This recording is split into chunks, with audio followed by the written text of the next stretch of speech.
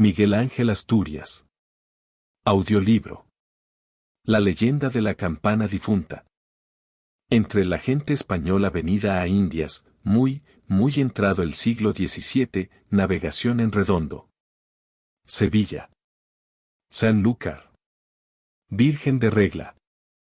Islas de Barlovento, llegaron 1, 2, 3, 4, 5, 6, 7 asturianos, 7 según el habla popular y 3 al decir de los cronistas que a la letra añaden. Holmes de Oviedo con entendimiento en la tiniebla de los metales, trazaron, no con tinta, sino con bronce líquido y sonoro, en catedrales, conventos, ermitas y beaterios, la historia de las campanas de una ciudad siempre nueva, dado que sus fundadores, hidalgos y capitanes, perseguidos por los terremotos, se la iban llevando.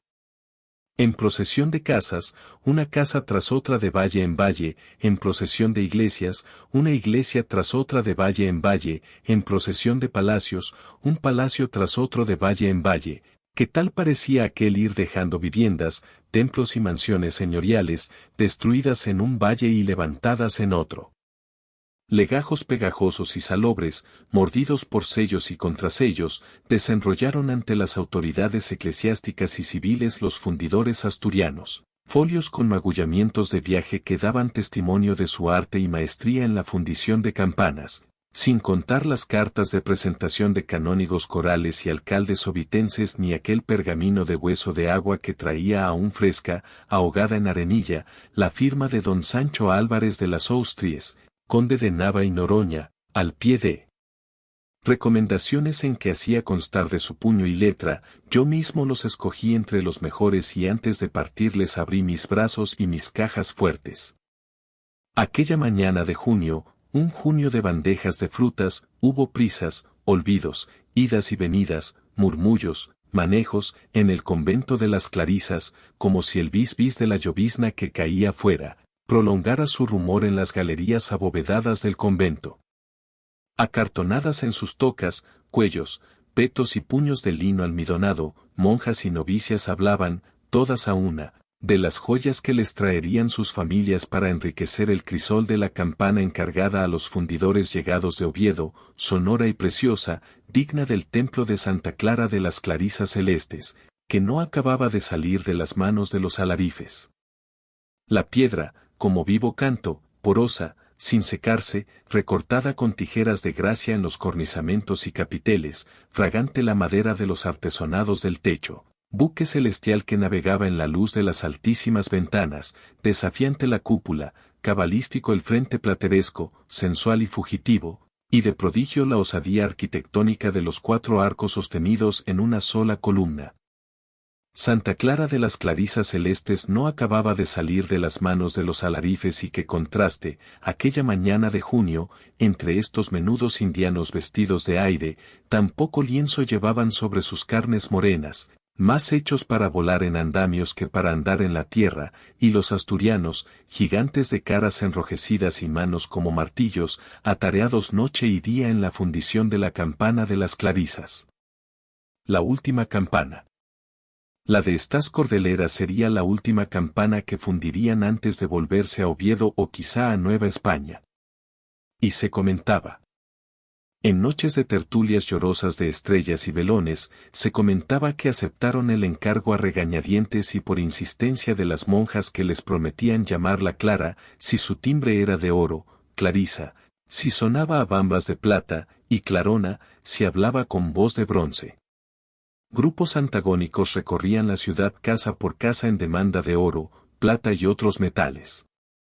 Gente de alcurnia, nobles y ricos homes, los barrios linajudos en procura de objetos de oro, joyas, monedas, medallas o polvo de oro de ese que vendían los indios en cañutos de pluma de ave y ellos guardaban en bolsitas y bolsones, así la campana tendría acento áureo y se llamaría Clara. Más numerosos y más activos, los segundones iban y venían por calles y plazas con música y pantomima, pidiendo que les regalaran todo lo que fuera plata para su Clarisa, mientras cuarterones y marranos se conformaban con lo que les hicieran el favor en siendo metal, que para ellos, la campana debía sonar a bronce, sonar a yunque y llamarse Clarona. El parloteo de las clarisas no cesaba aquella mañana de junio. Cuchicheos, manejos, olvidos, melindres, idas y venidas. Una novicia echaría al crisol de la campana los anillos de boda de sus abuelos muertos. Anillos de boda. Sortijas de amor. Cintillos con más de 2 granos de onza.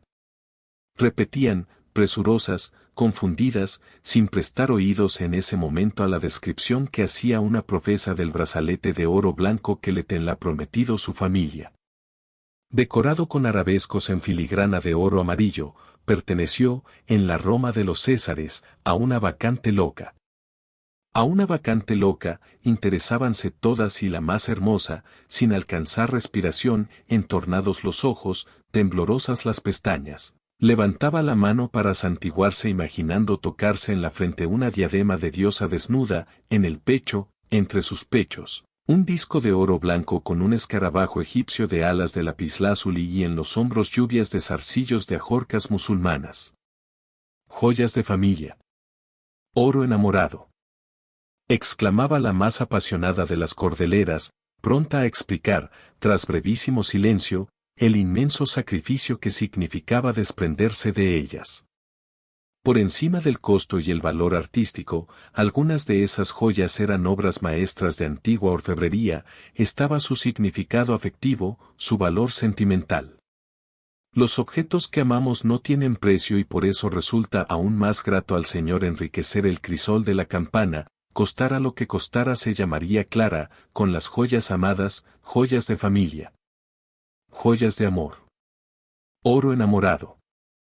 Relicarios medievales, cinturas de matrimonio, cruces de filigranas trenzadas, broches florales, amuletos, macuquinas, empuñaduras de espadas, sartales, rosarios, cascarones de relojes, sin la máquina, solo el cascarón áureo. La única que no hablaba era una monja conversa. La llamaban Sor Clarinera de Indias por su piel de tueste azulenco, su cabello, nocturna seda de hilos dormidos, y sus pupilas amarillas, color de oro. A falta de familia rica que le trajera joyas, debía conformarse con lo que las otras monjas ponían en sus manos para que ella, pobrecita, también enriqueciera el crisol, no se quedara sin echar algo, que un dije, que una cadenita, que un alfiler, salvo que, sugería frotándose los ojos, gesto que secundaban otras monjas, una heroísta portuguesa a la que llamaban Junoche, por no decirle judía, salvo que, y no pronunciaba el resto con los labios, sino entre los dientes de hueso, salvo que, Sor Clarinera de Indias hiciera el obsequio de sacarse las pupilas y las arrojara al ígneo y venturoso infiernillo que alimentan con metales de toda laya los gigantes asturianos.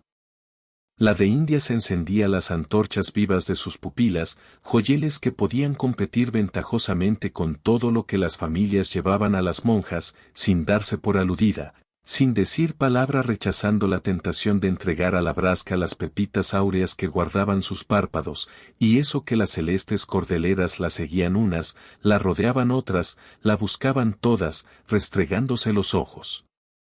Pero si despierta se defendía de la espantosa insinuación de la Junoche, heroísta que hablaba y hablaba y hablaba de héroes y heroicidades, si despierta salvaba sus ojos, dormida, quien gobierna a los que duermen, quien detiene a los que sueñan, la libertad del pez, del ave, de los fantasmas que atraviesan paredes como ella que, el cuerpo en la cama y el ánima en el aire, cruzaba muros de 1,5 metros de espesor y dejaba caer en el crisol, sin que pudieran evitarlo los cristobalones que fundían la campana, no solo sus pupilas, burbujas doradas a temperatura de lava, sino sus córneas, blanco azuloso plomo que transmutábanse en oro místico. Qué horrible pesadilla, cambiar sus ojos por luceros de lágrimas.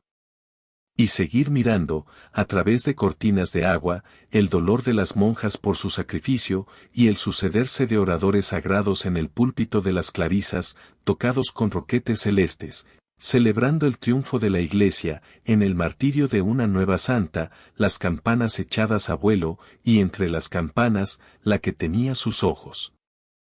Santa Clara de Indias, saludábanla en el cielo, la que ve con los sonidos, ruega por nos.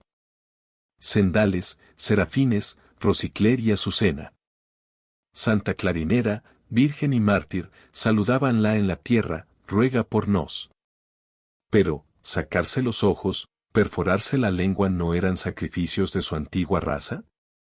La sangre corría por sus mejillas más pesada que el llanto, más abundante que el llanto, más incontenible que el llanto y celajerías de sacerdotes del culto solar cubrían la parte del firmamento que se había rasgado para que ella contemplara las dominaciones, los tronos, los coros de los ángeles. Los asturianos convertidos en cristobalones cruzaban de un lado a otro el río de la muerte. Extraño, iban como colgados. En el aire iban. Moviendo los pies en el vacío iban. Cielo sin sentido. Altas nubes. Más y más altas. El arbitrario, el usurero, el cojo, se le asomaba en sueños a gritarle la junoche, el que niega la luz de cualquier modo, el que gastó el vientre de su madre, inútilmente vientre, inútilmente madre, te llamará demente al servicio del ángel alirrojo, por haber hecho entrega de las preciosas pepitas de tus ojos, pero que importan iniquidad y sin razón, si por tu sacrificio, nuestra campana ya no se llamará solo Clara, sino Clara de Indias, porque fue más el oro de tus ojos que todo el oro que nos trajeron los peregrinos llegados de Castilla del Oro. En el filo de tu nariz, seguía soñando, soñaba que por la ternilla le pasaba los dedos la junoche, se unen tu raza tibia, trigueña, con todos sus sacrificios, y tu raza española, brava y también ensangrentada. Cada lado de tu nariz es una vertiente. Sangre de las dos razas, ceguera de las dos razas, llanto de las dos razas. Le parecía extraño estar despierta, vestida de aire, respirando, vestida de espejo mirando con todo su cuerpo de agua a la que había amanecido tendida junto a ella fuera del sueño, no la que se durmió anoche, otra. Se sentía extraña en la primera luz que se colaba por las rendijas de la puerta y el ventanuco de su celda. No tenía explicación haber sufrido tanto al entregar sus ojos y amanecer con ellos, la cabeza hueca, el cuerpo molido y los oídos con el silencio de los estanques que se van quedando sin agua, lluvias de miniatura, llantos de miniatura comparados con los ríos de lágrimas que lloró anoche dormida. Maitines. Las clarisas celestes al darle o devolverle los buenos días, se frotaban los ojos, bulliciosas, alegres, lisonjeras. ¿Sabrían lo de su sueño o serían obreras de burlas al servicio de la junoche, heroísta a la que el reumatismo deformante iba sacando médanos de huesos y nuegados de carne? Lloró de júbilo en la sobrehora después de vísperas. Durante el Magnificat, tocó su frente un ángel de espejos giratorios y fue la revelación. Perlaba sus sienes sudor de vidrio molido. Entregar sus ojos solo en préstamo. La campana se llamaría Clara de Indias y como ella sería conversa. ¡Qué vehemencia, qué arrebato, que no saber dónde posar sus pupilas que se despedían de todos y de todo, ora en los paraísos dorados de los altares, ora en el iris que regaba colores en el lomo de los cortasilencios de polvo de caleidoscopios que entraban por los ventanales, ora en los arquitrabes, ora en los encajes, linos, terciopelos, damascos, tafetanes amontonados en los escaños, para ser llevados a la sacristía, ora, se le nublaron las cosas y lo que era gozo colgaba de sus lágrimas, dedos de tirabuzones de congoja, y no fue lejos, allí mismo dejóse caer de rodillas en un confesonario para gritar al oído del confesor su satánico orgullo. Pero el sacerdote se negaba a absolverla. ¿Sacarse los ojos? Rivalizar con religiosas de más alcurnia ofreciendo en préstamo los pepitones áureos de sus pupilas, oro lavado en llanto, para enriquecer la amalgama de la campana que no se llamaría Clara, sino Clara de Indias? No la absolvía. No levantaba la mano. No pronunciaba las palabras sacramentales. Esperó y esperó, anonadada por la inmensidad de su culpa a juzgar por el silencio del confesor, sin fuerzas para levantarse, para despegar del suelo las rodillas hundidas en el frío de la tierra toda, antes que le diera la absolución. La cabeza colgaba sobre el pecho, abatida, llorosa, con movimientos de autómata, dejó la rejilla del confesonario para asomarse a la puerta y suplicar al confesor, a una costa de la más terrible penitencia, que la absolviera. Si la penitencia era sacarse los ojos, se los sacaría. No lo dijo, no tuvo tiempo y se desploma si no se detiene de los encajes de madera de las ventanillas que ocultaban bajo un bonete de 3 picos, una cara apergaminada, sin ojos, solo los agujeros, sin nariz, los dientes con risa de calavera. Todas hablaban en el convento de la momia que salía a confesar y ella aquella noche la había visto y oído. No resucitarán los muertos, resucitará la vida. Sacrificaste tus ojos en el sueño, no estaba enteramente dormida, Padre, y los recobraste al despertar.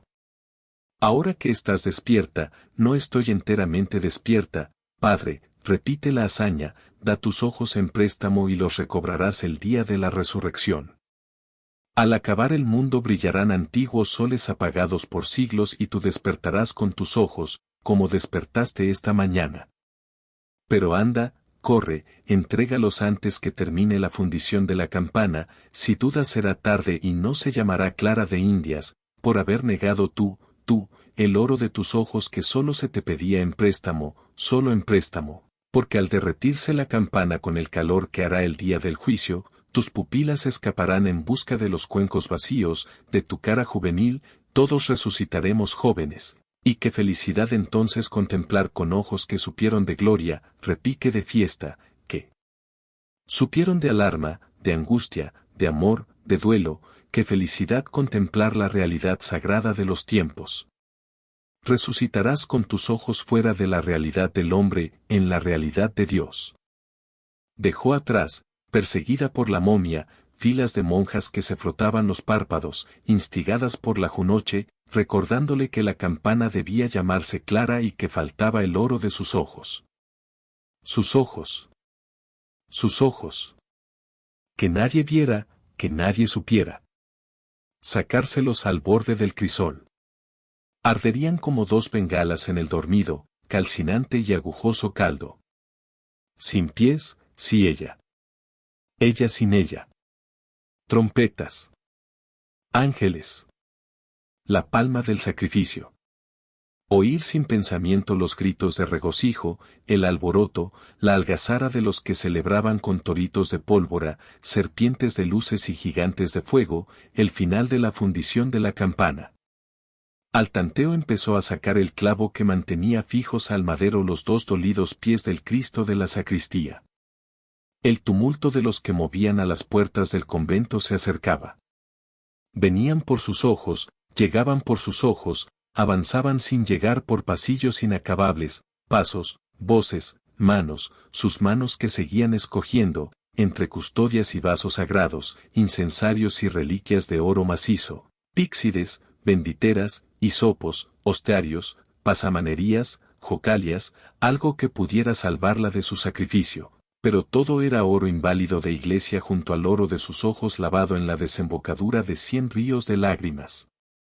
Sacó un pañuelo para secarse la cara vuelta hacia la ventana entreabierta sobre un patio encendido de fuegos de artificio, antorchas friolentas, humo de colores y buscapiés enloquecidos. Más de uno se coló en la sacristía y fue, vino, volvió, en zigzag de relámpago de pólvora. Los que exigían la entrega de sus ojos seguían avanzando. Pasos. Voces. Manos, sus manos multiplicadas en el afán de arrojar por tierra cálices, cruces, copones, ostensorios, patenas, vinajeras, aguamaniles de oro, ínfulas de mitras, flabelas orificadas, cíngulos de borlas luminosas, que podía valer todo eso junto a sus ojos, por el suelo todo, sobre las alfombras, sobre los muebles, sobre las aliveras, ornamentos, misales, alas de ángeles, coronas de mártires, candelabros, mundos, cetros, acnus, griales, portapaces, todo quemado por los canchinflines y deshecho. Por sus pies en danza luciferina, ya heridas sus pupilas por el cortafrío de todas las tinieblas, el clavo que mantenía sujetos al madero los 2 dolidos pies del Señor que ella volvió a clavar con un beso de ciega. El mundo testimonio de las cosas corroboraba las presunciones humanas de lo que fue, además del crimen, la más abominable de las orgías, una saturnal en campo sagrado. Todo lo que yacía por tierra y sobre las alfombras con chamuscones de pólvora, lo probaba.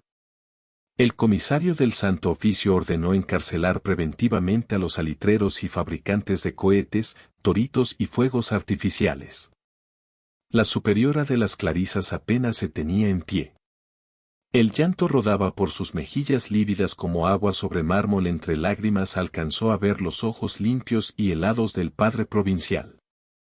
Apoyado en su bastón, a él también por momentos le flaqueaban las piernas, consultaba a la madre con los ojos la conveniencia de que ellos dos hicieran reservas ante el delegado inquisitorial, por la captura de buenos cristianos sospechados de satanismo por ser entendidos en las artes de la pólvora. Pero aquel se adelantó. Que no solo eso pensaba hacer con ellos, excomulgaría a más de uno quemaría vivo y muchos, si no todos, vestirían el San Benito, que no se manejan estruendos y bengalas, sin connivencias, sin vinculaciones con el cohetero impar. Y los asturianos fundidores de campanas se preguntaron con la mirada al mismo tiempo, la superiora y el provincial. ¿Por qué no captura a esos manipuladores de metales a temperaturas de lava volcánica, algo más diabólico e infernal que las inocentes pólvoras de los juegos de artificio, con el agravante de su presencia dentro del convento, mientras fundían la campana, y su amistad, casi familiar, con las más jóvenes cordeleras? ¿Qué espera el Santo Tribunal para encarcelarlos? Esperaba que regresaran, debidamente diligenciados, ciertos pliegos que se enviaron a ultramar, recabando algunos informes más para desenmascararlos. No eran asturianos ni fundidores de campanas. Eran piratas. ¿Y las cartas de presentación y las recomendaciones? Alguien habló del conde de Nava y Noroña, don Sancho Álvarez de las Asturias, el cual los escogió y contrató en Oviedo, y también le fue recado.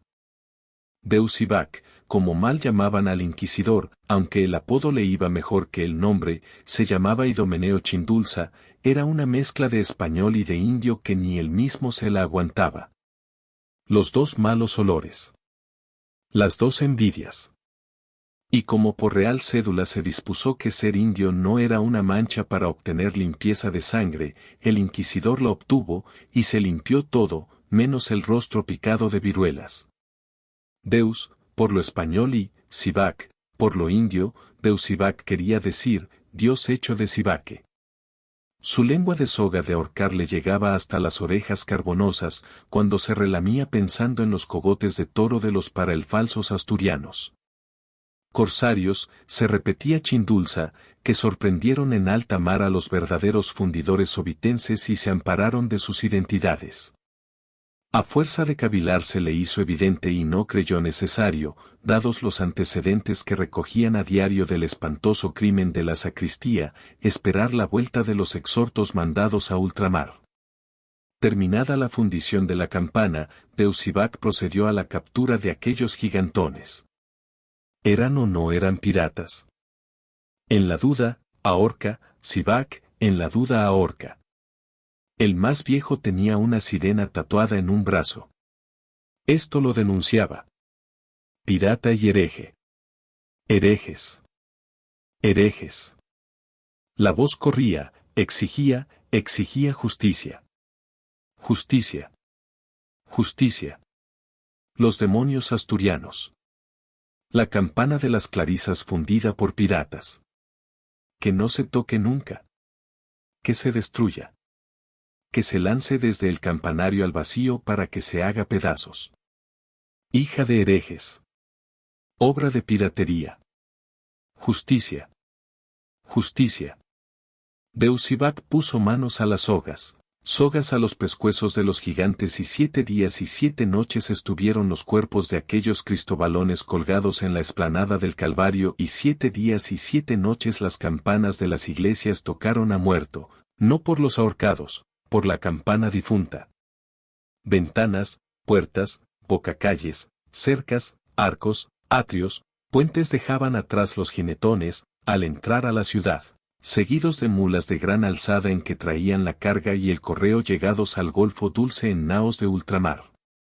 Diligenciados los requerimientos, reconocidas las firmas de canónigos y alcaldes obitenses, abundantes los testimonios de los que bajo juramento respaldaban la conducta intachable de los fundidores, Deusivac no pudo levantar las manos que apoyó, abiertas en abanico, sobre la mesa de audiencias, al inclinarse a leer los documentos, y como si le clavaran los dedos con fuego. Llovieron goterones de las palmatorias cuyo resplandor de incendio llegaba a sus ojos como la luz muerta de una batalla perdida. Las letras, las palabras, las frases, bailaban frente a él que no parecía leerlas, sino tragárselas, atragantarse con ellas. Se le doblaron los brazos, las manos en guantes de cera, de gotas de cera blanca, y cayó de pecho sobre la mesa, sobre los pergaminos, sobre los documentos que denunciaban su oprobio.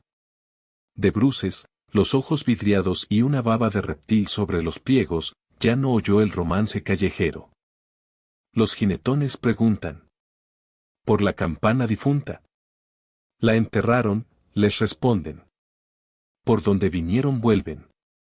Los jinetones preguntan. ¿Dónde están los fundidores? Ahorcados, les contestan. ¿Por dónde vinieron vuelven? Campana de las Clarisas. La que se quedó sin lengua. No le pusieron badajo. Los piratas ahorcados. Que no eran piratas, no. Sino muy buenos cristianos. Y pisando los talones a esas cabalgaduras, otras. Las de los carros y jinetes de servicio y lanza que acompañaban al magnífico señor don Sancho Álvarez de las Asturias. Nada le detuvo en Oviedo. Acudir a sus recomendados. Llegar a tiempo. ¿Quién osó poner en duda credenciales escritas de su puño y letra? Viaje azaroso el suyo. Corrió más de una borrasca, hubo racionamientos de agua, ancoradas en islas, cambios de rumbo, avistamiento de corsarios en menor peligro para ellos que no llevaban oro, aunque muchas veces aquellos robadores del mar asaltan los bajeles por esclavos o bizcocho. Ciudad episcopal. Plantajes y jardines. Huertos de frutas y hortalizas de regadillo. Don Sancho amadrigó lágrimas bajo los párpados cerrados. Llorar. No le quedaba otra cosa a la vista de la explanada del Calvario, trágico anfiteatro en el que se ahorcó a los fundidores de la campana de las Clarisas. ¿Dónde estaba esa campana?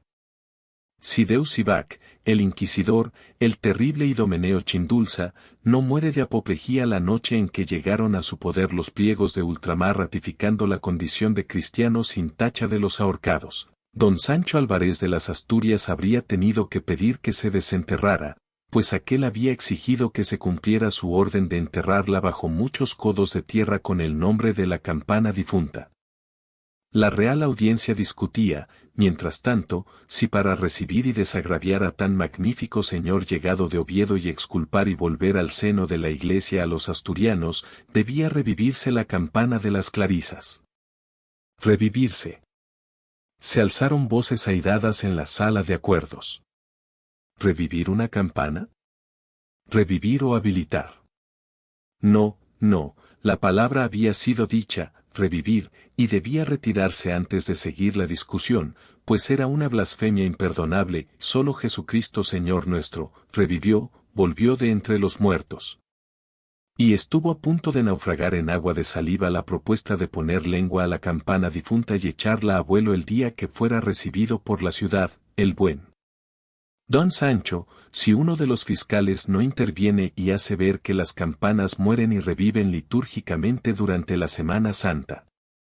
Mueren, es decir, enmudecen el miércoles santo, después de los oficios, y reviven el sábado de gloria. La gente. Las calles. El bando real. La noticia. Se tocará por fin la campana de las Cordeleras. No se abrió mucho el compás, pero sí lo bastante para hacer amplia y honda su cavidad bucal, una argolla por galillo que esperaba la lengua del badajo, interior escamoso en contraste con el pulimento exterior, revestido de signos zodiacales, festones con sus borlas, serafines y en lugar principal, una mitra que repetía la enorme mitra tallada en madera del altar mayor. Solo quedaba el misterio del sonido, para bautizarla Clara, Clarisa o Clarona, según tuviera retintín de oro, retantán de plata o retuntún de bronce. El día del desagravio, don Sancho, acompañado por el capitán general y el primer obispo arzobispado, llegó a la plataforma por una escalera recubierta de suntuosos lienzos, donde dominando la majestad de la plaza, se alzaba la campana, entre festones de flores coloridas, frutas perfumadas, hojas de dura estirpe en coronas de encina y laurel, oriflamas, lienzos con escudos, alegorías, armas, emblemas y espejillos que multiplicaban los rayos oblicuos del sol que se hundía entre los volcanes.